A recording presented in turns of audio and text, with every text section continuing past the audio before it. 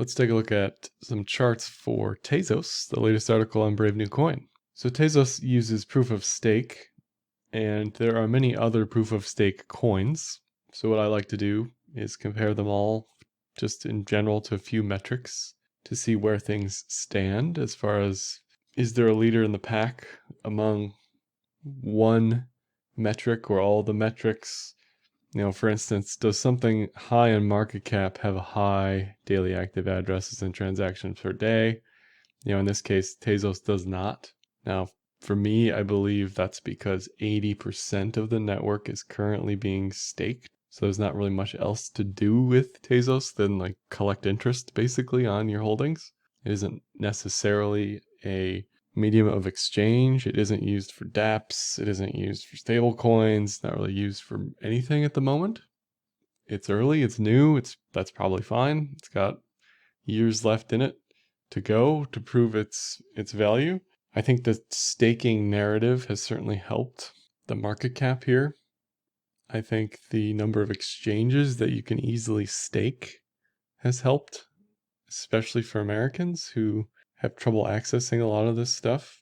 Early on in the altcoin pump and dump days, staking and master nodes were part of the milieu for things that would bring people in.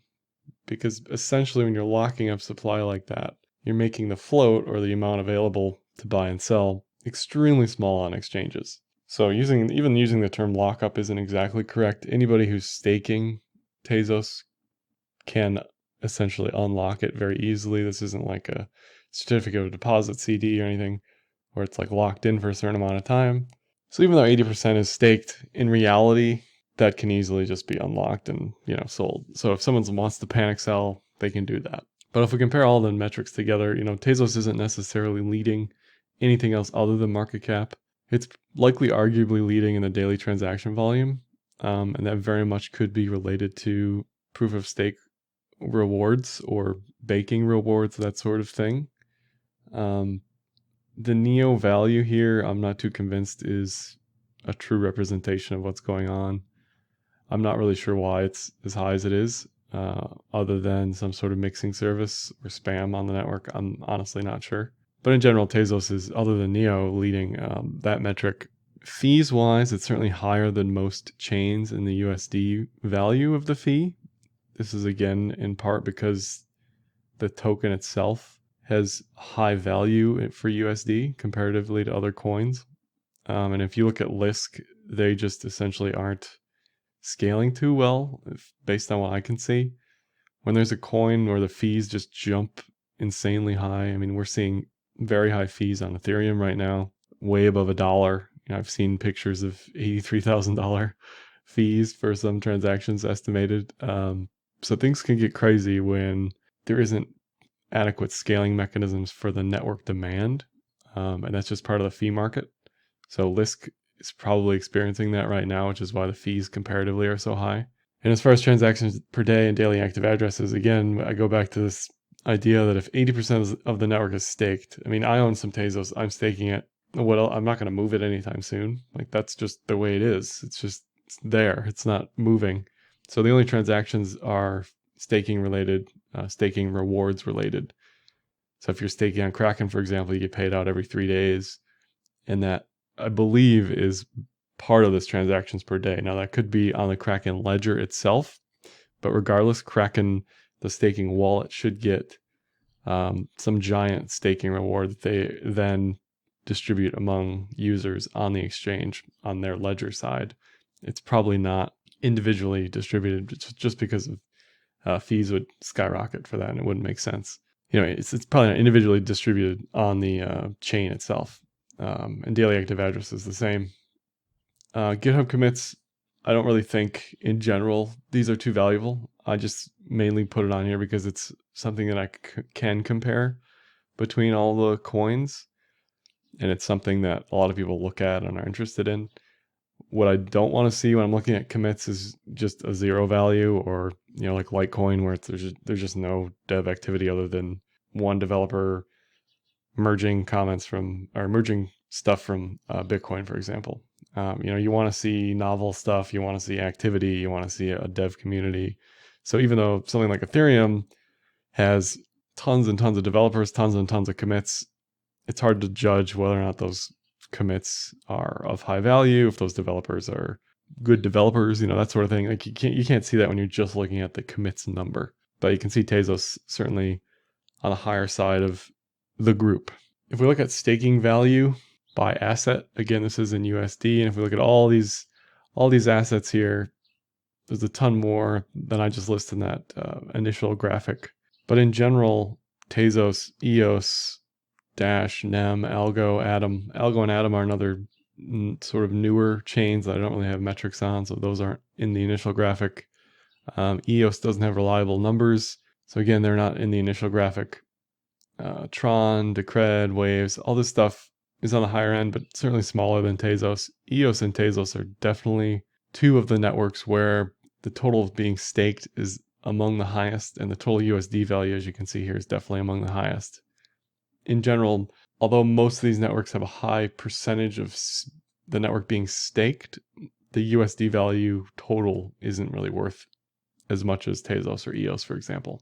Like I mentioned earlier, it's really easy to stake Tezos on exchanges. And I'll say this again, I say it every video, anytime I'm talking about Tezos, if you're looking at the differences between proof of work and proof of stake, the goal is to have a decentralized network so that no one can attack it, so that there's no governance issues, that sort of thing. Now, if you have a high percentage of coins being staked on an exchange, in this case, it's 18% of the total circulating supply, there may be issues where there are governance changes that exchanges disagree with, and they vote accordingly on the governance issues. At that point, it's up to the user to pull the coins off the staked wallets or pull them off the exchanges and put your voting and governance in the direction you want it to go in. Proof of stake, the issues are concentrations of mining power in like China or in one specific region. That's an issue as well. And this isn't just a thought experiment. It just happened with Steemit and Steem. That's a whole other ball of wax, but there was a high percentage of Steemit on Binance, and there was a governance issue there with Tron and Justin Sun. So this stuff can and does happen. I'm not saying it will happen with Tezos, but it's something to keep in mind when you're seeing a high percentage of coins being staked, 18% again in this case on the network, on exchanges. I mean, it's great exchanges offer the service, but you got to ask yourself, not your keys, not your coins. So if I'm staking on an exchange, that's an issue.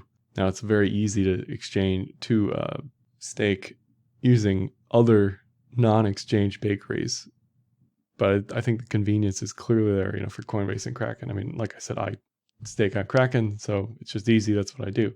Looking at transactions per day and average transaction value, you see exactly what you want to see. You want transactions to be continuously on the up and up. Average transaction values on the up and up.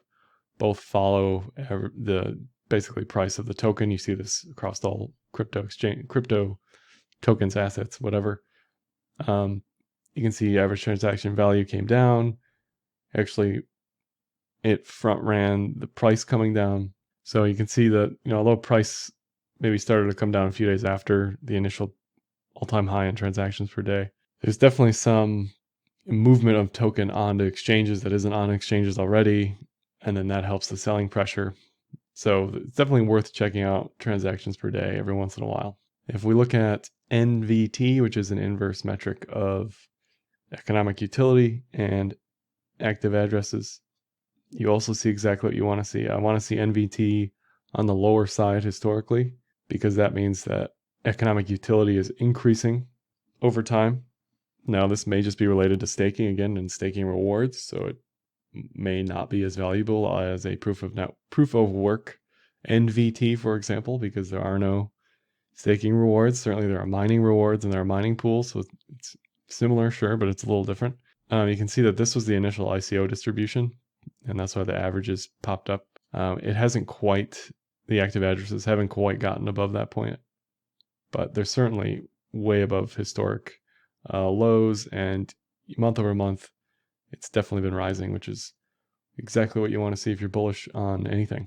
Looking at the Google Trends, I talked about this maybe a month ago, last video. You can see it spiked way up It's definitely down now, but it's way above historic averages. Again, exactly what you want to see. This will probably keep going down, to be honest, but overall, you want to see search interest in any coin that you're wanting to invest in or get into. You don't want to like follow the herd and be part of the sheeple, but at the same time, you want to see search interest. You want to see, what is Tezos? Where can I buy Tezos? Where can I sell Tezos? Where can I stake Tezos? What are Tezos bakeries? That sort of thing. You just want to see continued interest in anything that, any coin you want to get into. You don't want to see this flatlining, for instance. You want to see, I talked about this in the article, but you want to see interest in governance issues. You want to see interest in developer issues. So these pops in search interest are closely related to price, but as well related to all of the governance issues. Athens, Babylon, and Carthage, the amendments that have all been cleared on the network flawlessly, have gotten search interest. So that's good. Lots of articles written about them, for example. People are reading those articles clearly, getting interested in the governance side of things. So if you're a long-term holder or believer in Tezos, these are the exact kinds of things you want to see. And I'll just add that the flawlessness of the protocol amendments is certainly a good thing. Very bullish for Tezos. What I'd like to see eventually is, governance break down in some way and this system really get tested as far as a large disagreement in the community between what happens in the future for Tezos. We're seeing that a little bit as the baking rewards got readjusted and decreased a little bit. Inflation went down. So bakers are getting a little less. And what I really want to see is like the bakers go against what the devs want and, some sort of scrap here so that it's tested and there isn't one governance issue down the line that just destroys everything. You want to see something that's battle tested. Like, we saw SegWit 2x, we saw the scaling debate for Bitcoin last for years and it came out of it okay. So you want to see something like that for a coin long term. All right, let's look at technicals. Now, the USD technicals for anything right now, completely just, in the cemetery graveyard scenarios. Now, Tezos much better off than most coins. It's not at its all-time lows or anything. This is essentially the previous all-time high range. You can see there's lots of volume here. So this is VPVR. And it's basically returned to the previous level. Now this is a massive support. So if this breaks, the next support down is basically $1 psychological level VPVR zone.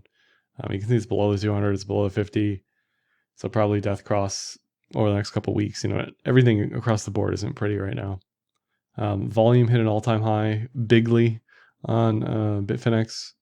This is a Bitfinex chart on that drop. That's what you want to see for capitulatory type volume. I don't want to see a multi-year Zcash bleed where it's just low volume drips. Just rip that band-aid off, cut off the appendage, whatever you got to do.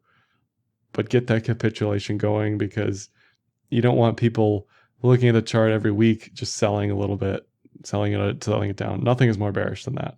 This is clearly bearish, obviously, but to see this high volume washout is exactly what I want to see if I'm looking for capitulation. Looking at RSI, you can see how it went from way overbought to near oversold territory here. Interesting that it flipped so quickly. There isn't a bull div on this quite yet. We haven't had a lower low. We haven't had an RSI test on high time frames. As far as if I'm about to get bullish on this, what I want to see is a bullish divergence. I want to see price make a lower low, maybe to $1, maybe to $1.20, whatever it is, and have RSI go not as low. And that would be an example of a bullish divergence. And open interest on Bitfinex has been all over the place. Shorts were at an all-time high, the longs were at an all-time high, and now both just came way off. So it's going to take a while to get back to equilibrium and get people back into the market. It might take 6 months. It might take 2 years before like retail stuff comes back. This is just Bitfinex, so it's hard to really judge. I don't think Bitfinex in general is a great sample size of the environment right now. Looking at the cloud, you can see it just fell off the table here through the cloud, through any support. The Kijun just immediately down So again, obviously the trend is flip bearish. The trend will flip bearish on everything right now. Anything that's down 70% from the highs isn't going to look pretty, obviously.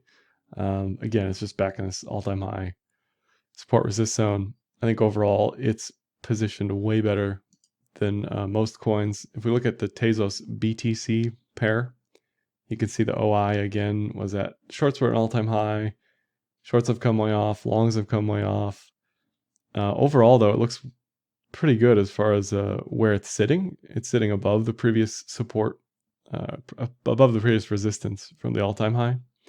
So I like to see it sort of consolidate above this, previous all-time high stuff.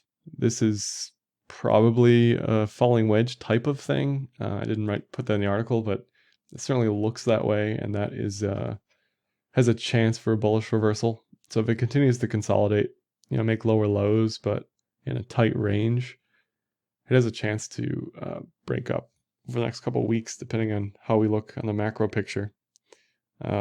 Otherwise, it's headed, back to this 2000 sat zone. There's a VPVR level, 200 EMA, that sort of thing.